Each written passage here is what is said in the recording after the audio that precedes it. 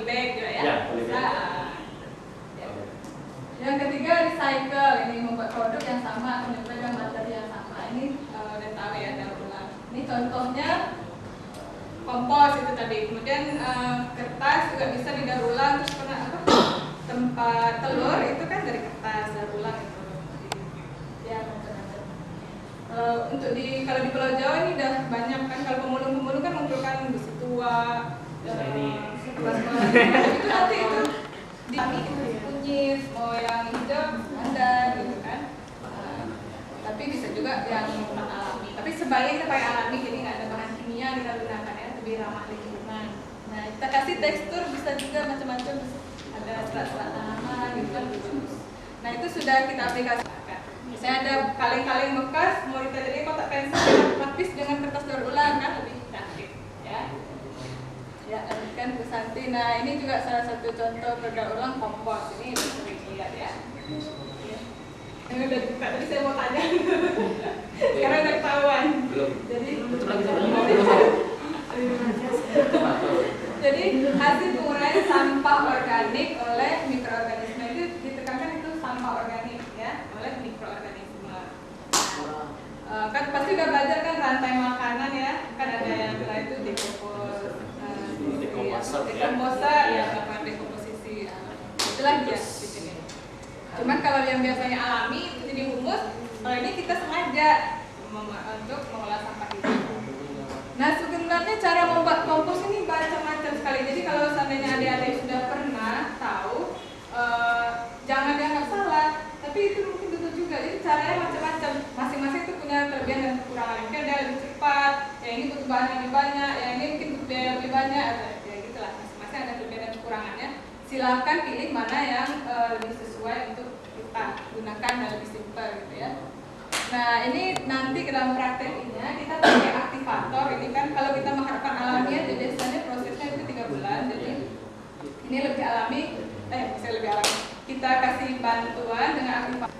Masalahnya ini nanti ini belum bisa dipakai, nanti diajar Bu Santi gimana mengaktifkannya. Ini untuk mempercepat proses dekomposisi. Jadi ini ada terdiri dari 5 macam bakteri dan jamur yang bisa membuatnya menyebabkan. Kalau ada yang dikenal yang lain juga nggak apa-apa. Nanti dengan cara yang berbeda ya kan. Tapi ini cukup banyak dijual di Kamaru di toko pertanian. Ini nggak terlalu sulit misalnya. Dan harganya itu relatif murah, 20.000, 25.000. Kapasitasnya segini untuk berapa ini kilo? Kalau skala rumah tangga bisa pakai 6 bulan Pak. Skala rumah tangga ya? Murah. Karena kita pakai cuma 3 tutup botol itu, nanti kita ya nanti jelas dalam prakteknya. Dalam prakteknya ya. Kita lanjut dari bahan organik itu dia meningkatkan kandungan hara tanah. Jadi kan di komposisi dari tanaman itu nanti kan ada unsur-unsurnya keluar DM, O dan segala macam itu ya diperlukan oleh tanaman. Kemudian karena dari bahan organik itu dia memperbaiki kegemburan tanah. Kalau kita gunakan pupuk kimia itu ya, kalau skala sedikit mungkin masih oke. Tapi kalau banyak-banyak itu justru mikroorganisme yang di dalam tanah itu mati. Maka kita lihat kenapa sekarang ini Indonesia susah lagi swasembada beras gitu ya Pak ya. Karena zaman dulu kita terlalu difokus dengan pupuk kimia yang ini akhirnya tanah-tanah jadi padat karena mikroorganismenya mati. Kering. Itu yang menyebabkan dia gembur kan, dia bergerak di dalam gitu kan. Ya hidupnya kalau di situ kan bergerak, tapi kalau kita nggak bisa bergerak dalam tanah. Airnya juga lebih bagus kan. Nah, kemudian akhirnya karena kelembutannya sudah gembur, airnya bagus, kandungan hara yang meningkat, akhirnya hasil panennya juga lebih bagus. Dan ini pengalaman yang menggunakan, katanya rasanya bisa ini tanaman buah, itu rasa buahnya berbeda Pak, lebih manis katanya gitu ya.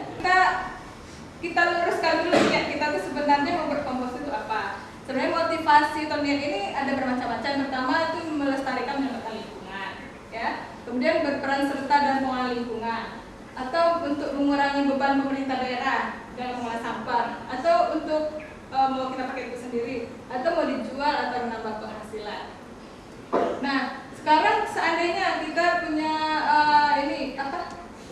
motivasi kita, ini mau dijual, ternyata pemasarannya susah, apa mau berhenti kita mau buat kompos, gitu kan? Jadi sebelumnya sebenarnya niat atau motivasi yang paling baik itu menyelamatkan lingkungan itu, ya, menyelamatkan lingkungan. Jadi walaupun tidak ada yang beli, kita pakai sendiri. Ya mungkin kita bibitkan bunga ya, kalau mau dijual bunganya lah yang dijual kan sekarang apa aglonema apa segala macam ya, mahal kan? Ya mungkin nggak ada yang Oh, beli. aglonema? Nggak tahu ya. Bunga cinta itu loh.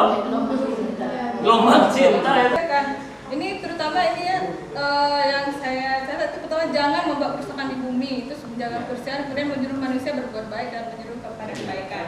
Ini contohnya ya, itu surat Ar-Rum ayat 41. Akhirnya ditimpakan akibat dari kerusakan yang kita bikin sendiri. Nah, jadi sekarang banjir segala macam itu sebenarnya sudah diperingatkan oleh Allah sebelumnya, jangan kamu rusak dunia ini, nanti kamu sendiri yang merasakan. Nah itu sudah kejadian ya. Termasuk juga angin puting. Nah ini juga bisa dilihat. Kemudian menjaga kebersihan. Kebersihan itu bagian dari iman. Jagalah kebersihan. Nah cuman ada kecenderungan orang-orang sekarang ya, dia menjaga kebersihan diri dan rumahnya saja, tapi sampahnya dibuang ke lahan kosong. Nah itu benar apa salah? Ya kebersihan tentu kebersihan diri, lingkungan juga kan. Masa rumah kita mau kita bersih, badan kita bersih, kok sampah kita buang ke tanah orang, ke tanah orang ya kan? Itu namanya tidak bertanggung jawab. Kita yang menghasilkan sampah, kita yang makan, kok sampahnya kok tidak ini orang lain yang merasakan ya kan? Jadi jangan seperti itu lagi. Karena itu juga nggak sesuai kan dengan nilai-nilai Islam. Nah sekarang ini juga menyuruh manusia berbuat baik dan menyuruh kebaikan. Jadi setelah kita tahu juga waktu kan untuk kayak papan yang itu saya pernah dengar dari waktu saya sebenarnya juga daripada beli obat nyamuk bakar atau yang semprot itu aja dibakar katanya bisa mengusir nyamuk. Yang kayak itu tuh bisa termasuk pencemaran lingkungan atau itu udah bisa membantu mengurangi pencemaran? oh ya itu lebih bagus itu pestisida itu kan. Kalau kita pakai bahan-bahan yang alami itu ya kalau pengalaman katanya. Kalau memang itu bisa bagus lah. Ya. Cuma persoalannya membakar itu sendiri. Nanti yang paling penting itu bersihkan lingkungan kan. Terus nanti dari EM ini juga ini kalau kita gunakan itu ke air yang tergenang itu juga bisa mematikan jentik-jentik nyamuk. Juga ada cara lain itu untuk menangkap jentik-jentik nyamuk. Saya pernah diajarkan ya. Jadi kita taruh misalnya mangkuk berisi air, kita taruh di atasnya kasa ya. Jadi nanti itu nyamuk itu kan cenderung bertelur di air. Kasanya kita agak ini sedikit. Nanti itu kan telur itu halus itu kan terperangkap di bawah nggak bisa keluar. Itu tapi mungkin itu sebagian kecil saja ya. Yang paling penting itu membersihkan lingkungan gitu. Oke, baik, ada lagi pertanyaan? Pupuk non alami. Sedangkan kompos organik ya. Nah itu karena selama pupuk ini Pak pakai pupuk ini, yang masalah kompos ini misalnya belum tersosialisasi dengan baik ya. Nah jadi mungkin ya itulah. Padahal kalau dari sisi biaya kan pupuk mahal sekarang sering di TV itu kan permasalahan kelangkaan pupuk yang harganya mahal, nggak ada subsidi kan. Tapi karena pengetahuan petani itu kurang. Ada juga kalau dibilang nggak mau repot dia mungkin gampang karena di desa petani kan sekalian melihara ternak itu ya kan kompos itu bisa bikin kompos itu ya karena ketidaktahuannya itu tadi. Gimana jawabannya? Iya ini berdasarkan saya sih tidak meneliti sendiri, ini kan saya ambil dari referensi yang saya cari di internet. Memang lebih banyak ya itu ya. Iya, tapi mungkin salah satu kekurangannya mungkin ini ya Pak ya, bukan salah satu, ada beberapa, tetap semua itu ada kelebihan dan kekurangan. Kalau kekurangannya mungkin kalau unsur hara dalam misalnya 1 kilogram pupuk NPK misalnya, itu kan mengandung sekian N, sekian P, sekian K. Taruhlah misalnya 100 itu 25 misalnya. Kalau kita dengan 100 kilogram kompos, NPK-nya nggak sebanyak itu, lebih sedikit. Jadi sifatnya kalau komposnya lebih volumenya lebih besar. Jadi mungkin untuk hara yang sama kita butuh yang lebih banyak. Ya. Baik, yang lain tadi masih ada? Ibu. Iya, ini sekedar tips kita beli telur kan ada ini kertasnya ya, kertas telur bungkus telurnya itu. Ini pengalaman itu daripada dibuang, dibakar, lebih baik dikumpulkan. Itu bisa jadi kedap suara. Jadi itu ditempelkan ke dinding jadi pengedap suara bisa. Jadi kawan saya sudah menggunakan itu untuk studio bandnya. Jadi kedap suara itu sangat efektif. Apa-apa telur itu jadi diratakan sama dia. Kemudian tinggal penambahan catnya saja atau tinggal tambah karpet ke dalamnya. Itu jauh lebih efektif dibandingkan kita pembelian karpet yang kedap suara itu. Iya, Itu sekedar tips dia membuat gitu. Jadi bisa dimanfaatkan untuk ke situ. Maaf yang Menggunakan itu, jadi bukan itu untuk studio bandnya. Jadi dibandingkan pembelian karpet yang begitu mahal gitu kan. Jadi dia memanfaatkan tempat telur tersebut. Saya nggak tahu gimana caranya, tapi itu memang yang digunakannya. Kemudian dilapis dengan mungkin karpet yang tidak terlalu tebal atau apalah gitu. Jadi lebih murah, penghematan pembiayaannya juga. Oke, baik. Terima kasih kita padai ya untuk sesi Ibu Vanda ya.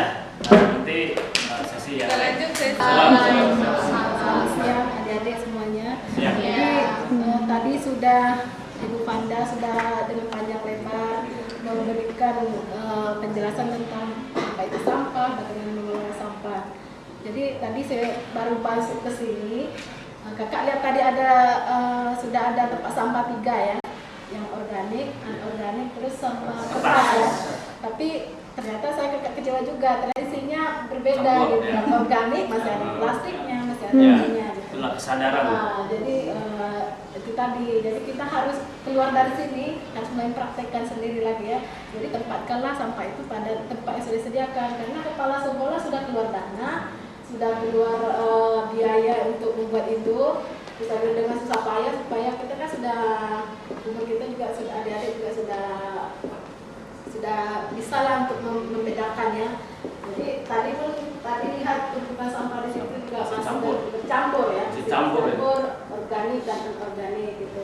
Jadi mudah-mudahan keluar dari sini tidak lagi seperti itu. Jadi ini kita praktek nanti ini untuk kompos skala kecil, bagaimana sih membuat kompos. Dan di sini sudah pertama-tama kita sudah harus salah satu contoh pemilahannya yang dibuat di suatu kelurahan. Ini hanya kreasi aja supaya bagaimana di rumah tangga bagaimana supaya lahan yang sempit. Ini sudah ada sampah organik, sudah dijelaskan Bu Panda tadi, organik, anorganik, dan B3. Yang organik itu yang bisa mengurai di dalam tanah gitu kan. Sampah anorganik tidak bisa, seperti plastik, kaca, kaleng. Sampah B3 ini bahan berbahaya dan beracun seperti baterai. Jadi itu biasanya kita kumpulkan dulu, bisa lampu-lampu neon ini dikumpulkan dulu, tidak disatukan dengan kalau saya di rumah juga belum ada, misalnya ini plastik, dibikin aja plastik sendiri. Ya udah kertas di sini, yang sampah yang dari dapur juga seperti ini gitu. Jadi jangan terpaku pada sarana yang harus seperti ini, tidak. Jadi sebenarnya yang penting itu prakteknya. Kemudian kita lihat dari bagaimana bahan untuk yang dibuat kompos itu. Jadi yang pertama itu adalah sampah. Bisa dari kebun kita sudah banyak tuh sampah. Dari daun-daun itu sebenarnya sekolah banyak Pak ya. Setiap hari seberapa banyak timbulan sampah yang dari daun-daun itu. Memang itu permasalahan. Jadi kalau semua masuk ke TPA, alangkah cepatnya TPA itu penuh kayak gitu. Padahal itu kan bisa kita kelola untuk dijadikan yang lebih bermanfaat. Jadi ada sampah kebun, potongan rumput, bunga, segala macam semuanya itu sampai daripada kotoran binatang. Itu untuk bahan-bahan yang bisa kita buat untuk kompos. Jadi kayak plastik itu tidak bisa kita kompos ya. Tadi sudah dijelaskan pemilihannya itu sampah organik yang bisa mengurai di dalam tanah. Nah, kemudian jadi ini, tapi sebenarnya maksudnya itu baik, cuman kadang-kadang kurang tepat rancu gitu. Jadi kita sekarang harus pakai sampah organik. Di sini kayaknya udah benar ya Pak ya, organik ya udah benar gitu. Nah sampah kering basah tuh. Jadi ini ya daun-daun tadi. Ya rata-rata emang seperti itu. Ada sisa makanan itu yang dari kantin kan. Kadang-kadang ada juga yang bawa nasi dari rumah ya. Nah, kemudian apa saja beban bahan pembuatan kompos skala sekolah? sekarang menurut adik-adik nih kayaknya sudah ada kakak lihat di situ tempat yang dari Sikoir ya Pak ya. Untuk yang terbaiknya untuk menghancurkan bahan dari plastik yang tidak bisa didaur ulang bagaimana? Ya terima kasih Pak. Tadi semuanya kan. Memang kalau plastik itu seperti ini Pak. Ini bisa didaur ulang lagi Pak. Daur ulang dikajikan berbagai macam gitu bentuk ya. Nah, ya kalau misalnya yang Bapak bilang plastik itu bagaimana mengelolanya, itu tadi yang tidak bisa dikelola lagi, udah seperti itu masuk ke TPA jadinya Pak. Jadi tidak dibakar. Jadi kalau sedapat mungkin kita kelola seperti membuat pasta seperti ini atau yang lain. Misalnya botol-botol aqua itu sekarang banyak dibuat orang pot bunga juga ya kan Pak, pot bunga, dan juga memang ada buat penampungannya Pak. Sekarang kan dijual tuh, dan juga kalau botol aqua itu ada label daur ulang itu Pak. Jadi bisa terurai juga dia. Jadi didaur ulang itu masih bisa didaur. Di belakang ini kita itu adalah gunung plastik tadinya. Jadi sekarang disulap menjadi laboratorium alam, menjadi tanaman obat di sini. Sampai sekarang itu masih, karena itu udah bertumpuk, ya bertumpuk bercampur segala macam. Dulu di sini, sekarang udah dijadikan lahan kebun jagung ya di sini. Tumpukan juga sudah kita ambil. Nah sekarang kalau kita ke belakang sini itu ada terasering gitu. Ini masih tetap plastiknya masih banyak. Itu kan udah nggak bisa diolah. Nah itu nanti kita akan gerakkan ya untuk anak-anak kita ambil, kita kumpulkan dan kita buang aja ke TPA. Nah itu puluhan tahun waktu SMPP masih ya ini kan gitu. Ini baru 1 tahun yang lalu kita buka gitu. Itu yang dimaksudnya. Jadi kita buang Mas. Karena masa hancurnya lama Pak ya. Memang Pak ya, plastik ini sampai beribu-ribu tahun pun dia paling bentuknya aja yang berubah ya Pak ya. Bentuknya kadang dia sudah lusuh, kadang sudah seperti apa, tapi dia tidak terurai di dalam tanah. Jadi memang kalau memang tidak bisa lagi dikelola, itulah masuk ke TPA Pak. Ke sana kita kembalikan ke TPA biar di sana diolah, karena di sana kan dia tidak hanya dibuang aja di situ Pak, ada proses di situ. Jadi ada di situ pengolahan lindinya. Hanya kalau asapnya itu sudah ada penanganan asap di situ, ada pipa gasnya, begitu Pak. Jadi yang sedapat mungkin, jadi dari sumbernya itu kita kelola, yang tidak bisa dikelola itulah yang masuk ke TPA. Sekarang kita lihat apa tempat pembuatan kompos atau sering kita sebut komposter bisa juga. Jadi banyak macam yang bisa kita lakukan untuk membuat kompos. Misalnya komposternya itu ada seperti ini, kita buat kita bawa salah satu contoh desain untuk sebagai komposter. Bisa juga gali, jika ada lahan terbatas itu tadi bisa biopori, bisa juga dengan memanfaatkan karung bekas, barang bekas seperti ini adalah bisa kita jadikan, yang penting dia bertutup. Kemudian wadah itu bisa dilubangi.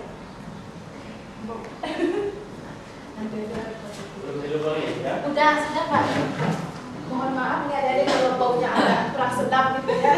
Karena ini memang bekas pakai kita yang kita pakai sehari-hari. Jadi ini ada bentuknya. Ini kita buat desainnya ada 2.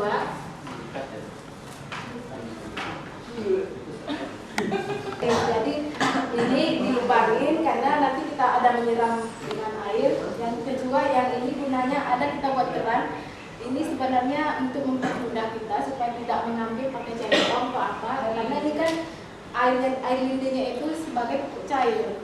Jadi artinya masih bisa kita manfaatkan. Kalau ini langsung ke tanah meresap aja, kurang bermanfaat toh. Jadi ini kita ambil, kita buat seperti ini supaya mempermudah kita untuk mengambil cairan di bawah sisanya itu supaya kita bisa siramkan lagi ke tanaman.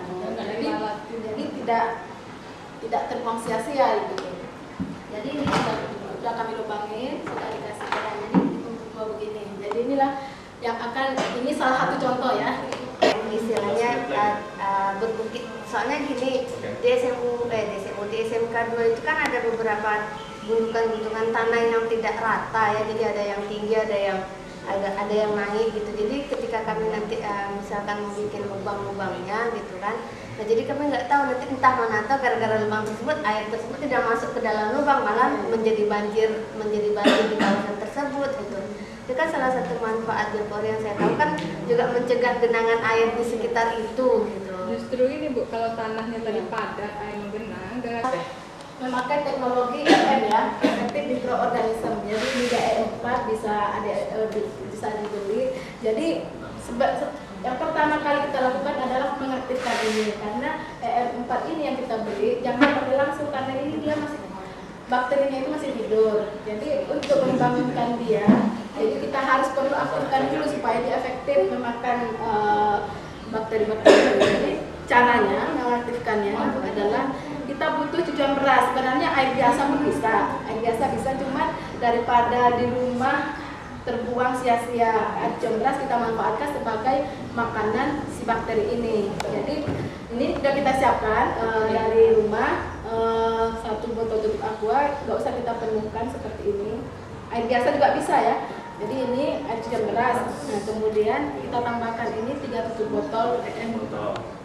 Yang kemudian sebentar, ada ini yang mana? Ini E4, ini cucian beras.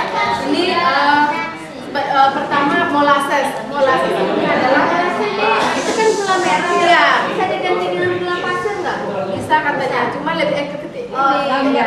Agak lambat ya, karena kalau dia gula putih kan diproses kimia ya Bu. Iya. Ya, jadi sebaiknya gula merah. Tapi madu juga boleh Bu. Ini saya nih bawa madu.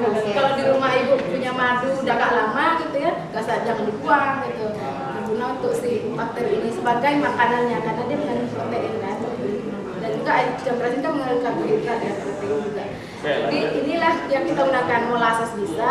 Ini adalah campuran gula merah dengan air, juga dengan kekentalannya. Jadi ini ya yang pada tutup botol EM. Ininya dibuka juga. Iya. Aku nggak masukin lagi. Iya. Pasang di atas.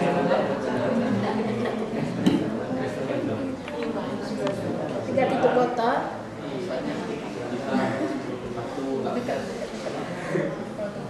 Penuh kan? Adik-adik jangan khawatir kena tangan pun dia nggak akan gatal kok, karena dia alami. Diminum ya? Dan sementara ini sedang buat banyak sekali kegunaan EM yang sudah aktif ya. Jadi tidak hanya untuk kompos. Kalau kita mau untuk pencernaan nggak bisa, tapi airnya air yang masak nanti ya. Waktu ngaktifkannya itu air yang masak, jangan air berkurang itu kita minum. Ya, jadi ini kesimpulannya ini aman untuk tangan, aman. Udah 3 tutup botol. Nah setelah itu 3 tutup botol molasses, 3 sendok juga boleh. Ini adalah gula ya, gula merah ya. Campuran gula merah ya. Gula merah dicairkan. Tiga juga.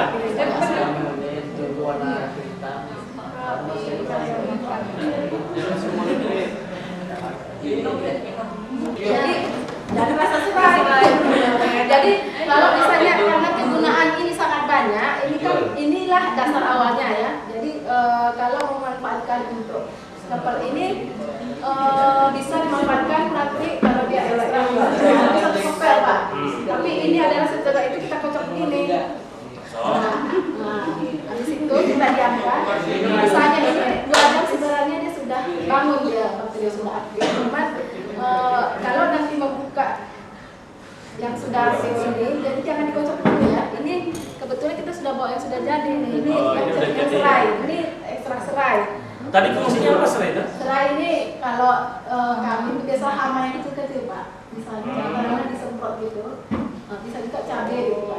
Gitu. Jadi ini untuk Pestisida. pestisida alam. Iya, Nah, itu tapi yang gitu kan. kecil gitu Pak. Yang tidak yang berat-berat lah gitu, penyakit-penyakit kecil. Ya, baik. Jadi kita buka juga dia seperti bergerak kan. Apa bergas? Ada gas. Kayak ada tekanan gitu kan. Minimal 2 jam. Ya, minimal 2 jam Pak. Lebih lama? Lebih lama lebih bagus. Oke. Jadi disimpan di tempat yang agak dingin apa Ya, baik. ya. Di kulkas? Jangan dulu. Bakteri. Ya, bakteri juga bisa mati kan. Bisa mati ya. Paling tidak aktif. Ya. Oke. Jadi kalau misalnya ini kan sudah jadi nih Pak nih, sekali nih kan.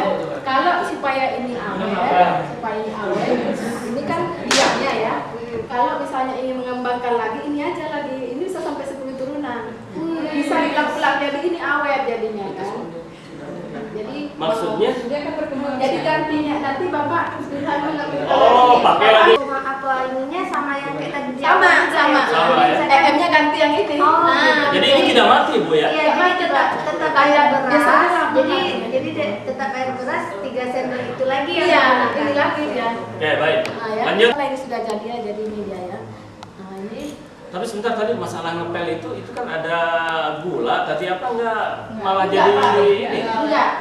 Jadi dia lebih kesel Pak untuk nyuci piring juga. Justru nggak lagi pakai kimia. Ya. Kalau untuk ngepel maksudnya itu ditambah air banyak nantinya? Jadi gini Pak, untuk mempergunakan ini. Oh, iya. Oh.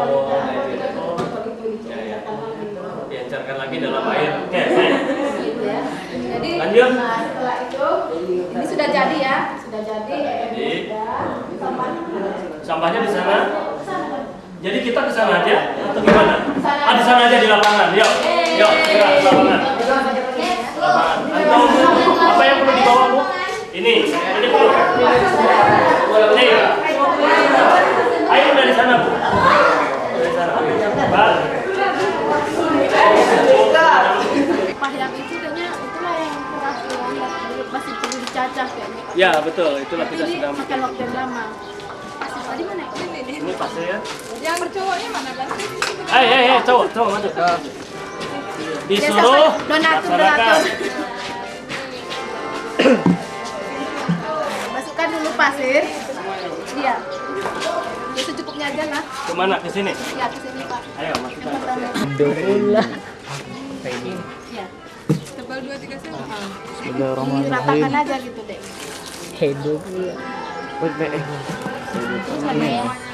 Langsung dituang. Cepat gitu. Iya. Cepat. Cepat. Aku yakin kamu bisa. Diratakan aja gitu. Iya. Kalian yakin kalau Edo sudah bisa? Rata. Habis itu tanah lagi. Amin, oi. Sekarang kita luang sama. Eva. Mana? Sampahnya Pak. Sampah. Sampah yang itu Pak. Anggaplah itu sampahnya gitu kan. Anggaplah ini sampah. Pak.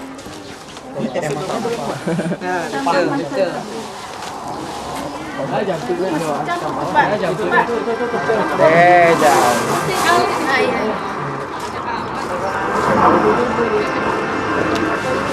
Udah Pak, cukup Pak, cukup. Pak, cukup Pak. Udah. Contoh aja. Dari sini Bu. Patonnya. Kita cekkan dulu satu katanya botol ini. Ini kira-kira Itu kita siram. Tadi berapa banyak IM-nya itu? satu tutup botol. Satu tutup botol untuk 1 liter. Ya. 500 ml ya.